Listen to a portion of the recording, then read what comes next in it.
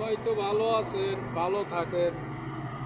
মনটা আমি দে দেশের টানে টানে মনটা বড় কষ্ট।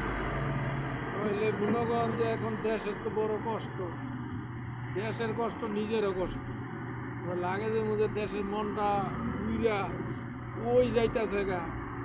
এখন আগে আছিল আওয়ামী লীগ স্বৈরাচারের মতো, এখন সমন্বয় করেছে বড় স্বৈরাচারের মতো। এখন মনে করেন যে আমি যে কি করবো আমার নিজেরই মাথায় ধরে না। তো দুঃখে দুঃখে তো জীবন রয়ে গেল, কষ্টের তো কোনো কিছু নাই। কষ্ট ছাড়া আর কি আছে? কষ্ট করতে করতে করতে করতে করতে করতে আলু ছাড়া আর কি খাবো? এখন মনে করেন যে সমন্বয় এখন চুরি দাড়ি লুট পাট কথা শুনলে মানে মাথা নষ্ট হয়ে যায়। তো দুনিয়াদারিটা মনে করেন যে সব হইলো স্বার্থ ছাড়া আর কিছু হইল। এই দেশ লুটপাট, বাংলাদেশ হইলো যেই হ্যাঁ লুটটা খাইব, ডাকাতি করবো, লুটপাট করবো, হ্যাল লাগে সব কিছু। তো এখন মনে করেন যে আমার একটা আবেদন সেনাবাহিনীর কাছে, এইভাবে তারা লুটপাট করতেছে না করতেছে, তারা যে তদন্ত করে সেনাবাহিনীটা দেয়। সেনাবাহিনীটা আগে সমর্থন দিছে, সাপোর্ট করছি, ভালো লাগছে।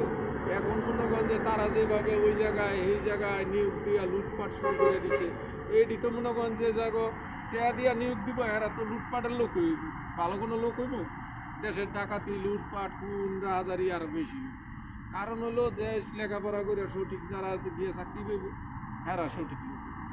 তো ডাকাত লুটপাট হিরোইনচি এইভাবে যদি যাকে চাকরি দিব, তাহলে তো মনে করেন আরও ডাকাতি শুরু হয়ে যাবে। আর এখন যেটি শুনলে তো মনে করেন মাথা নষ্ট। তো আর কি কমু, এখন আওয়ামী লীগ গেছে, এখন আবার মনে করেন যে হ্যারো কি আর যাইব, কি আর করবো, বহুত কিছু হইতেছে। সবাই ভালো থাকেন।